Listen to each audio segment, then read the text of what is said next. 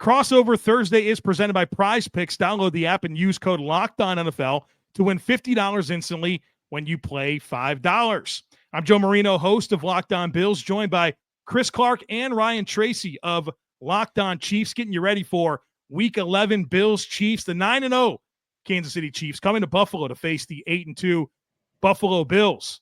Gentlemen, if the Kansas City Chiefs are going to snap the Bills' 3-game regular season win streak against the Kansas City Chiefs, which has not mattered an ounce in the playoffs, what's got to go right for Kansas City in this one? For me, it's they have to continue to take care of the ball. Patrick Mahomes has been a lot better the past couple of weeks taking care of the ball. If he doesn't turn the ball over, it helps their chances. And you mentioned this earlier, and this is one of the big things in this game. The Chiefs lead the league or are very high in the league at 10-plus play drives. That wears a defense down. That wears a team down. And if they can continue to take care of the ball and have those type of sustained drives, Kansas City should be able to put themselves in the driver's seat to win this game. I think that's a good talking point. The Bills very good at taking away the football.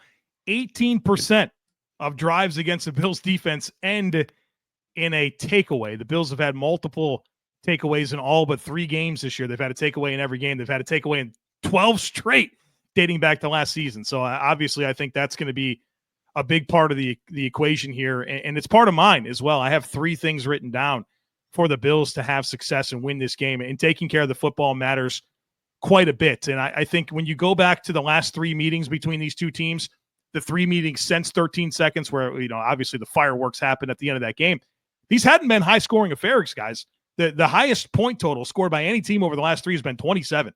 These have typically been low 20s games, 20-17, 20-23, 24-20 type games.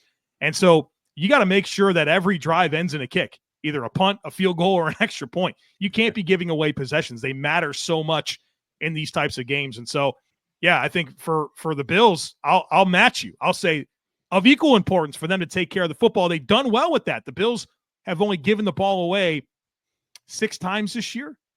And I guess 4 of those have come in the last 3 games. So that's picked up a little bit on, honestly, some goofy interceptions. So that taking care of the football, big one for both sides here. Goofy's a great way to put it. So I know how I would go in and attack this particular team, but if we're doing the post-game show, Joe, and we're dealing with the Chiefs did break that snap, how would you break it down? What did they do to beat the Bills this time that maybe they haven't done in the past? What did Kansas City do to beat the Bills? I mean, Kansas City, I don't, that's the thing about Kansas City. They're not game script dependent. They can win games all kinds of different ways, whatever it takes, right? They did great study and figured out how to block a kick at the end of the game to win. They need Patrick Mahomes to go have a game-winning drive. He's done that 4 times this year. They need to stop on defense. They can get it. So I think that's the beauty of a team like Kansas City, and I think other top teams like I would say Buffalo as well. They're not game script dependent. It doesn't have to go a certain way. You look at a team like Pittsburgh. I think Pittsburgh's a good football team, but it has to go a certain way for them to win. There's a script. They're game script dependent.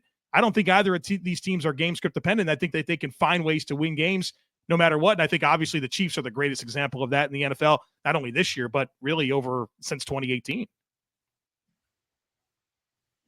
When I look at this game, you talk about how these have been low scoring games. Kansas City, I think, has something like over 20 games where they haven't allowed more than 24 points, I think, or 27 points. So I do think that continues in this game. So to me, it's, can you get Allen into 3rd down situations where you can actually rush the passer?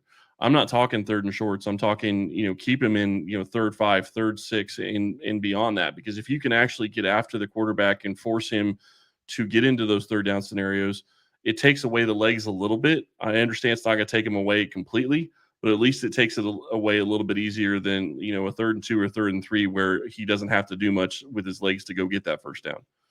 Yeah, I think Josh Allen's legs are going to matter in this one. He's choosy these days with when he's going to run. And he said on the McAfee show last week ahead of the Colts game that his body was feeling pretty good. And you saw him. He took off a little bit against the Colts. I think this is a game where you will see Josh weaponize his legs, especially if the Bills are going to be shorthanded with their skill players. No Keon Coleman. who has been the team's leading receiver this year.